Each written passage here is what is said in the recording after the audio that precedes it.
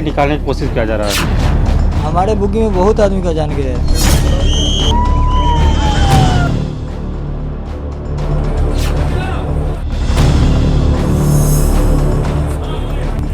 कितने नीचे आ गया ये हाई टेंशन तार, उसमें करंट था और वो करंट ये बोगीज में जाके लगा। अभी भी यहाँ पे काम चल रहा है, अभी भी यहाँ पे काम हो रहा है। ओडिशा के बालासोर में हुए भीषण ट्रेन हादसे में अब तक 260 से ज्यादा लोगों की मृत्यु हो चुकी है।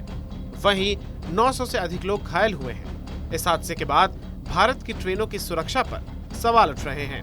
इसके साथ ही सवाल है कि क्या तकनीकों की मदद से इस प्रकार के हादसों को टाला जा सकता है। इन सब के बीच कवच सिस्टम की भी चर्चा हो रही है। चर्चा ये है कि क्या उस ट्रेन और रूट को एंटी कोलिजन सिस्टम से जोड़ा गया था या नहीं। हालांकि रेल मंत्रालय के प्रवक्ता एम चौधरी का कहना है कि ओडिशा के बालासोर में जहां पर हादसा हुआ है उस ट्रेन में एंटी कोलिजन सिस्टम नहीं लगा था। मीडिया रिपोर्ट के मुताबिक रेलवे अब तक 65 ट्रेनों में ऐसी डिवाइस लगाई जा चुकी है जो सिस्टम से कनेक्ट रहती है। ऐसे में बड़ा सवाल ये है कि आखिर क्या होता है एंटी कोलिजन सिस्टम और कैसे ये हादसों को रोकने में सहायता करता है। एंटी कोलिजन सिस्टम का इस्तेमाल मानवीय भूल से होने वाले रेल हादसों को रोकने के लिए किया जाता है। ये एक तरह का वार्निंग सिस्टम है। ये उस स्थिति में काम करता है जब एक ही ट्रैक पर आमने सामने ट्रेन या कोई अवरोध आ जाता है। इस अलर्ट सिस्टम के कारण रेल हादसों को रोका जा सकता है। पिछले कुछ समय में रेलवे ने तेज गति से चलने वाली ट्रेनों में इस अलर्ट सिस्टम को लगाया है। एंटी कोलिजन डिवाइस का अलर्ट सिस्टम पटरियों पर मौजूद बाधाओं को पता लगाने का काम करता है। इस सिस्टम के जरिए रेलवे पटरी और ट्रेन इंजन के रेडियो फ्रीक्वेंसी सिस्टम के बीच तालमेल को चेक करता है। जैसे ही ट्रेन की पटरी पर कोई बाधा आती है तो अलर्ट सिस्टम संकेत भेजता है। यही वजह है कि घने कोहरे और अंधेरे में भी लोको पायलट को पटरी पर मौजूद तमाम बाधाओं की जानकारी मिलती रहती है। कवच का इससे कोई संबंध नहीं। कल ममता जी आके बोल के गई थी, उनको जितना इस विषय के बारे में जानकारी होगी उसके हिसाब से उन्होंने कहा ये विषय अलग है। इस विषय में पॉइंट मशीन की बात है, इलेक्ट्रॉनिक इंटरलॉकिंग की बात है। इलेक्ट्रॉनिक इंटरलॉकिंग में जो चेंज किया जिसके कारण ये दुर्घटना हुई, जिसने भी किया, जिसने भी जो भी इसके कारण है वो इन्वेस्टिगेशन से निकलेगा।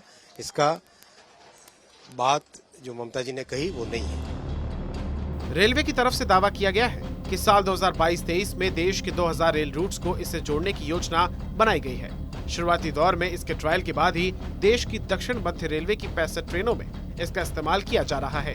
हालांकि रेलवे ने इसके लिए ट्रायल 2016 से ही शुरू कर दिया था। केंद्रीय रेल मंत्री अश्विनी वैष्णव ने पिछले साल कवच के ट्रायल का वीडियो सोशल मीडिया पर शेयर किया। उन्होंने ट्विटर पर लिखा, जैसे ही ट्रेन गेट के पास पहुंचती है कवच का सिस्टम सीटी बजाकर अलर्ट करता है। केंद्रीय रेल मंत्री के मुताबिक ये एंटी कोलिजन तकनीक भारत में विकसित की गई है जिसे SIL4 सर्टिफिकेट मिला हुआ है। इसका मतलब है कि अगले 10,000 वर्षों में मात्र एक बार ही इसमें एरर आ सकता है। इसे इसलिए लाया गया है ताकि ट्रेन एक्सीडेंट्स के आंकड़ों को जीरो किया जा सके।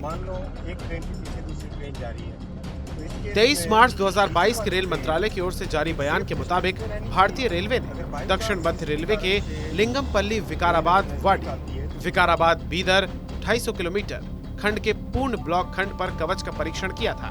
सफल परीक्षण के बाद दक्षिण मध्य रेलवे के मनमाड, मुदखेड़, धोन, गुंतकर और बीदर परभड़ी सेक्शन में 1199 RPM पर कवच का कार्य प्रगति पर था।